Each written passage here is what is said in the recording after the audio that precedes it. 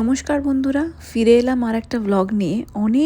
অনেক দিন পরে। আসলে অফিসের চাপটাও একটু বেড়েছে, অনেকগুলো কাজ একসাথে, বুঝতেই পারছেন। এইটা হচ্ছে ইস্টার্সের টাইমে, যখন আমার দিদি এসেছিল। নর্মালি ইস্টার্সে আসে, ও ইউরোপে থাকে। তাই এখানে আমরা যাচ্ছি হনুমান জয়ন্তীর সময়।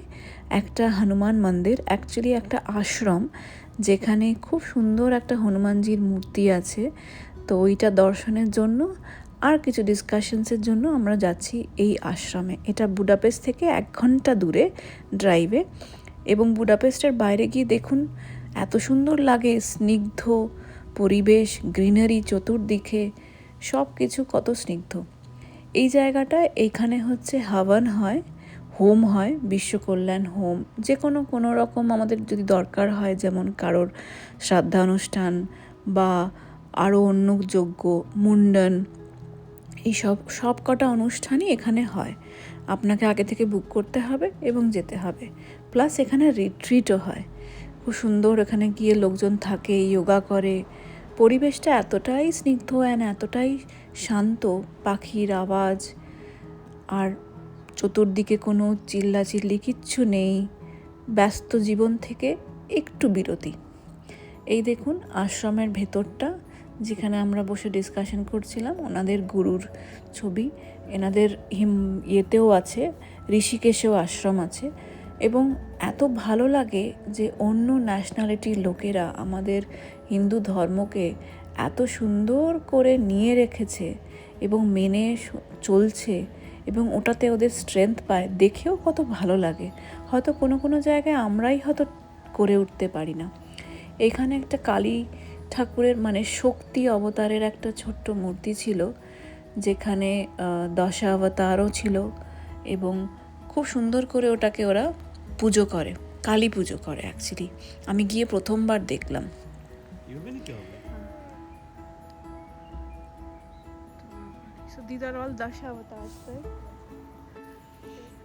এই দেখুন সব কাটা দশাবতার ওখানে রাখা আছে সবুজ মাঠের মধ্যে। ওই দূরে যেমন অরেঞ্জ দেখা যাচ্ছে, সেটা হচ্ছে হনুমানজির মূর্তি। বাঁ দিকে এইখানে ছোট্ট মূর্তি রাখা আছে।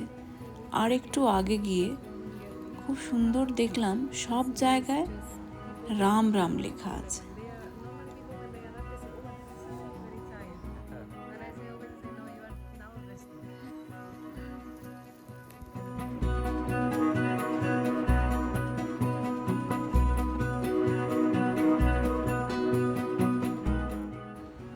ওই যে প্রত্যেকটা যে পাথর দেখা যাচ্ছে, যারা এখানে রিট্রিট করতে আসে তাদের, ওরা বললো আমাকে যে রিট্রিট করার পরে ওখানে একটা করে লিখে রাখে, রাম করে লিখে রাখে। খুব সুন্দর একটা কনসেপ্ট। এইখানে পাবলোকে, ছোট্ট পাবলোকে আমাদের হনুমানজির থেকে আশীর্বাদ নেওয়া করাচ্ছি, যাতে একটু স্ট্রেংথ হয়, বলবান হয়, ভয় ভীতি না থাকে। সব কিছুই এত, পরিবেশটা এত সুন্দর যে মনে হচ্ছিল থেকেই যাই। জয় হনুমান।